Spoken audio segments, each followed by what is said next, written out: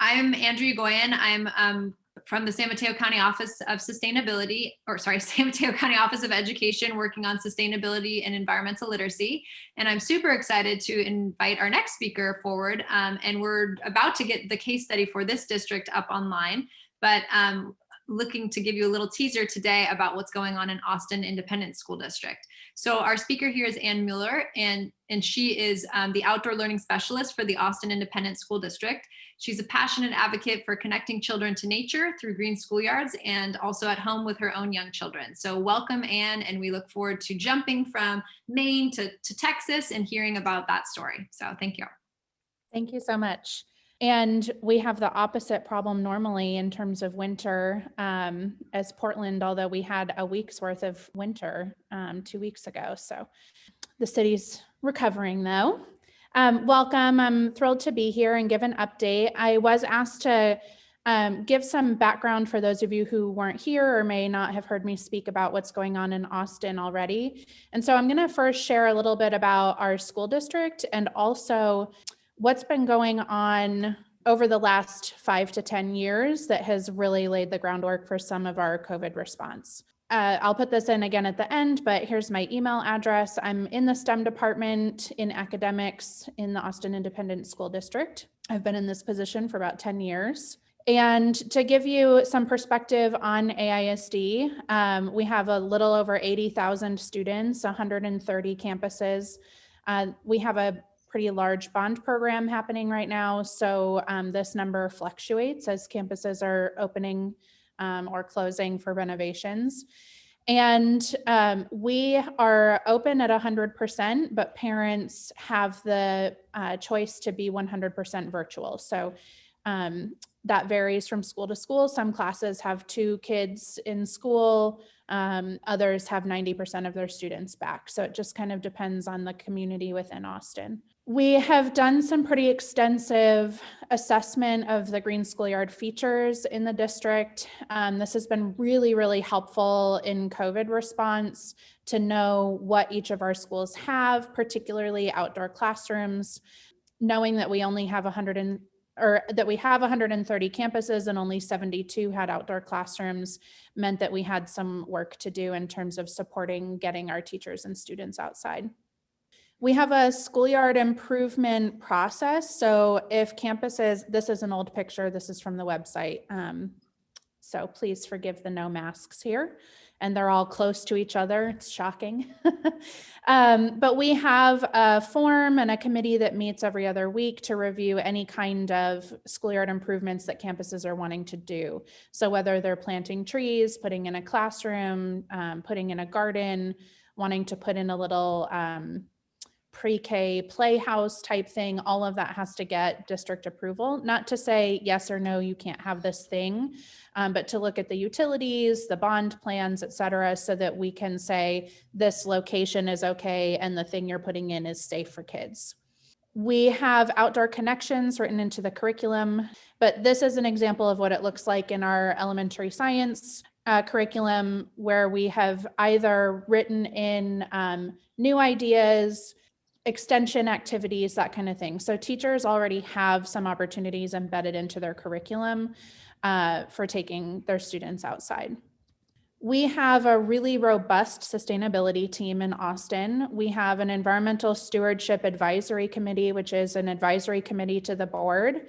And we have 8 pillars of sustainability in Austin ISD. I chair the nature subcommittee in collaboration with our food group. So we have actually a food and nature subcommittee.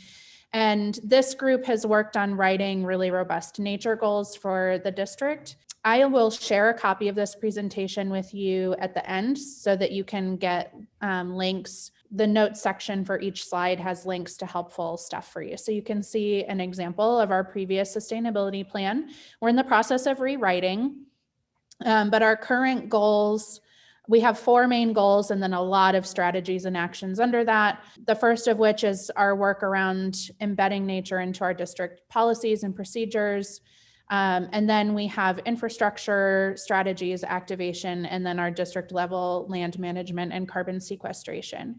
This updated version of the plan is not public facing yet, but there's a link in here for the previous version. So you're welcome to take a look at that. And then once we have it ready to go, we'll share the new plan. This is also in alignment with the City of Austin Cities Connecting Children to Nature initiative and their goals, as well as the Texas Children in Nature education goals. So we wanted to make sure that we were aligning with our partners here locally.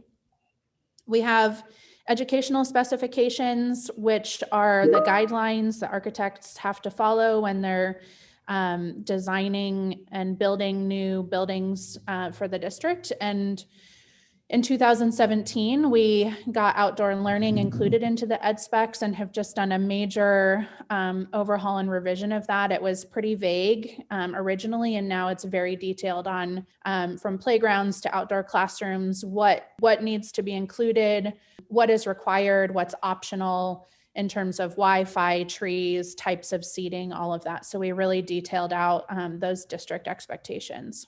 The City of Austin also has a Children's Outdoor Bill of Rights, which you can Google, and the link will be in here. At the end, I'll share the presentation. And then I mentioned this already, but we have a Cities Connecting Children to Nature initiative, which is through the National League of Cities and Children in Nature Network. And we have 5 initiatives here in Austin. I work specifically with Green School Parks, which is trying to develop a network of school parks in Austin. We have a little over 20 joint use sites, which are jointly owned between the City of Austin Parks and Rec Department and Austin ISD. And so that's where we're starting out our Green School Park. So now to jump into COVID, which is why we're all here, this is kind of a review from my last presentation, but Austin Public Health came out with recommendations, a lot of recommendations. The full document is here, but we pulled out those that are specific to outdoor learning to help make the case for why outdoor learning is important in Austin ISD. And then we also, just same as Portland, we've done a lot of professional learning during our district-wide staff professional development before school opened. I had over 500 teachers attend my sessions on taking learning outside. We used a lot of resources from this group about the benefits, the health and safety benefits of being outside, and then seating options and activities and all kinds of things. So really just trying to get the word out to teachers that we're supporting, they're getting kids outside, we have resources for them. Outdoor learning was embedded into the district reopening plan, saying that it's encouraged. It was not a district-wide initiative, however. I think it feels that way in Portland, but there has been a lot of support around getting kids outside. I mentioned our assessments, which is this third bullet point, and then we put together an outdoor learning checklist. I heard some questions in the chat earlier about whether there had been checklists in Portland, and this one may be helpful for you. This is a hot link, so you'll be welcome to take that and edit for your own use.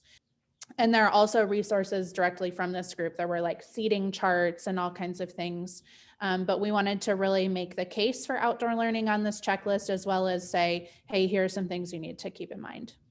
More recently, we've worked with our district forester that if there are any district tree removals, though that are viable to be turned into stumps, that those stumps will go to campuses that have been identified as having a need for outdoor seating, which could be the campus where they're being removed, or it could be another campus.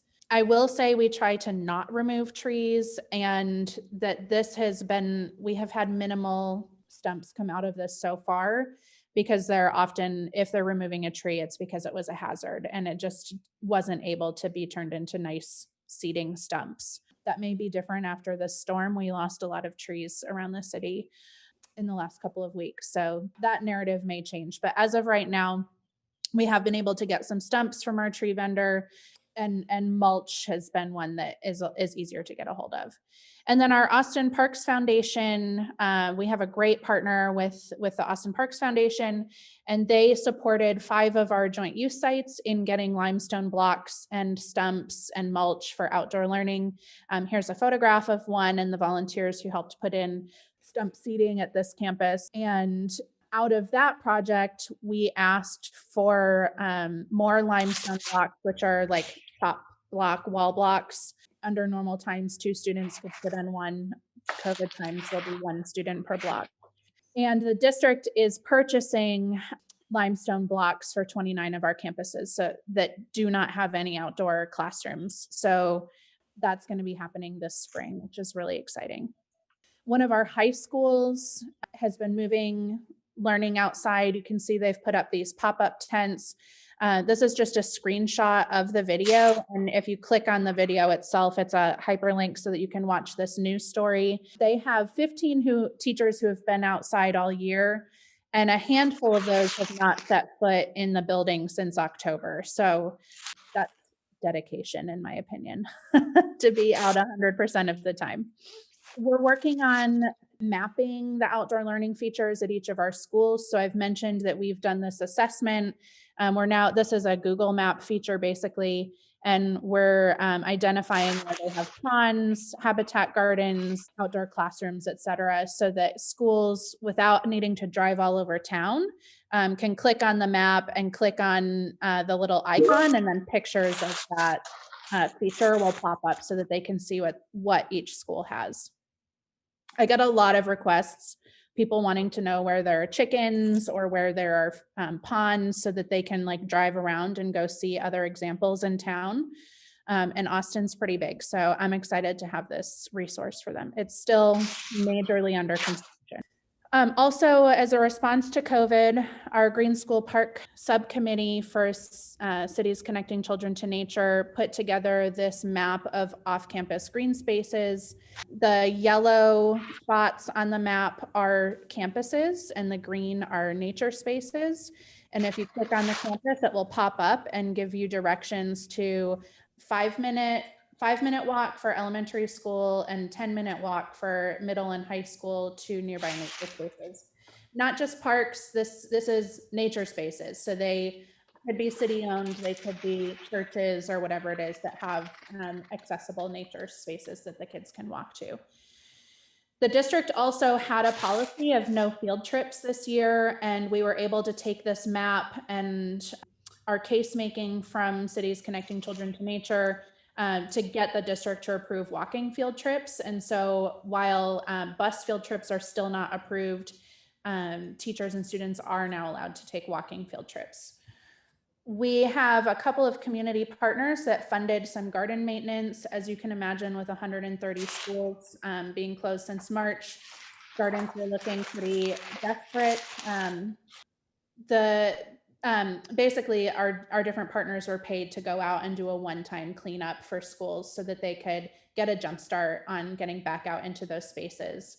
It's pretty daunting for a teacher to see this field of grass in their square foot gardens and to think about having to clear all of that out before they can even get to the planting is pretty tough. And that happened, I think, at about 30 of our schools. Don't quote me on that number, but we had a lot of campuses that were able to receive that support.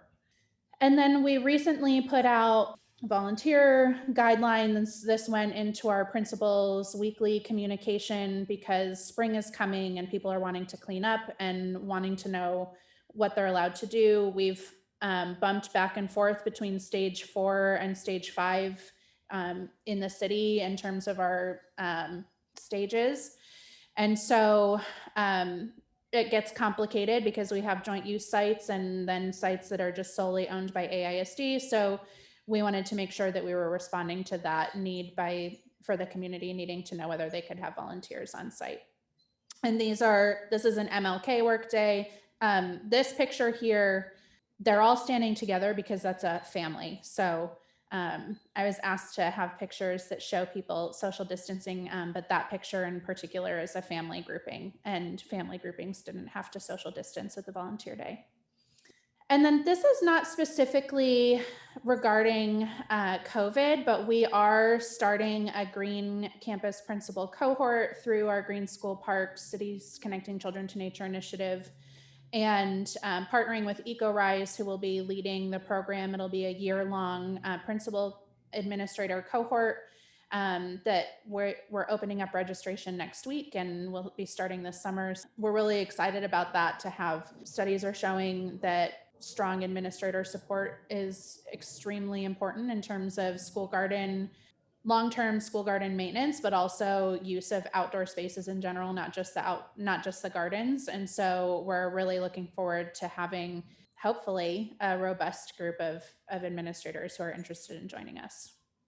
Great, Anne. Well, thank you. I was just that was perfect timing. I was just about to say let's transition to Q&A. So thank you so much. It was again really great to see just that systemic approach and really trying to how you do this at such scale, right? You're talking at such a huge scale. So I'm going to ask a few of the questions that have come through.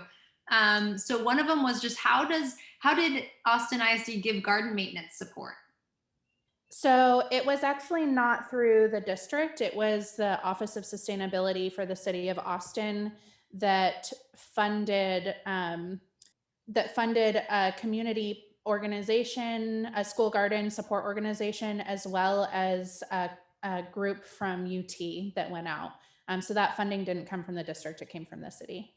Great. That's really interesting. And just for everybody else to know, we have a little bit of that happening in San Mateo County as well. Same scenario, the County Office of Sustainability funding the partners who are then helping a district. So I think that's happening in other places too. Then somebody asked kind of a general question, and this could also pertain to Maine as well. Like, what did Texas and Maine do effectively to get the education departments and leadership behind this outdoor learning? Like, is there something unique about the situation that helped you be able to do that? I think my position was really helpful, and I'm guessing Brooke would feel the same way, that when you have a staff person who's dedicated to this work within the district, that moves the work forward more than anything else. Some days I feel like I'm a lone champion for outdoor learning, and other times I know that I'm part of a robust system, both within the district and within the city. But the work I don't think would be as possible without an on-site staff person for the district. I'll just piggyback on that. I think a big piece of us making this work this year was the parents who are willing to be really vocal and talking to their board members and having these super important meetings to raise up the ability for students to come back to school outdoors. I think that really helped because the district needs to listen to their constituents and then make decisions about that. So I think that was a really key piece for us in Portland. Yeah, and I really appreciate you both. Both of those things I think are really relevant to the context that we're experiencing too in San Mateo County. So I could just corroborate those two ideas. All right, so another kind of more technical question for in Texas, how did you handle ADA accessibility to your outdoor classroom sites? Yeah, that's a requirement in our educational specifications. So anything that's going in that's district installed will have to follow ADA requirements. And then campuses submit plans to our schoolyard improvement committee. So if they're putting in a garden, it gets reviewed and they have to have that as part of their consideration. Great. And I saw a question about studies, and I put the most recent report out of UT and their school garden research into the chat for you all. Great, thank you for that. And then I'd love if you could share a little bit more about the partnership with EcoRise, and just first share who EcoRise is, maybe as a supplemental kind of curriculum partner in professional development, and then how are they assisting? So EcoRise is based here in Austin, but they work nationally and internationally. They have a really robust curriculum around student-driven sustainability initiatives, and they have a sustainable intelligence program. They have eco audit and mini grant program. And our district actually pays to have their curriculum accessible to all teachers, and we have them do some training for us. The funding for our principal cohort is coming through a catalytic grant that we got through the National League of Cities. Thank you, Kyle, for dropping that in.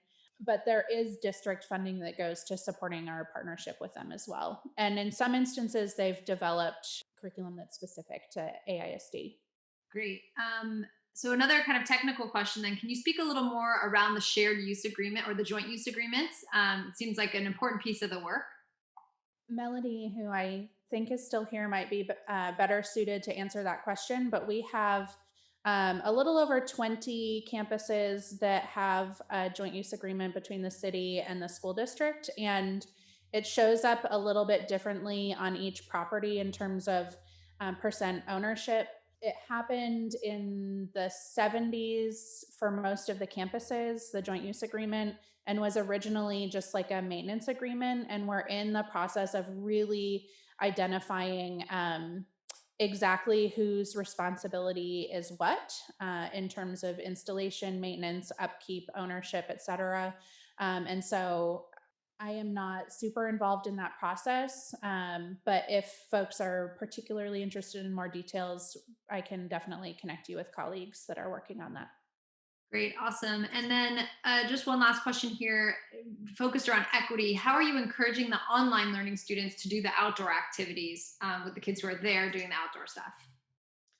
Yeah, it's complicated. Teachers are in survival mode, and so there are not strict requirements around it. We've tried to make outdoor learning or nature-based opportunities available through the curriculum that's being provided with accommodations. So if a class is going outside to do something at school, there's a mirror version that students could be doing at home.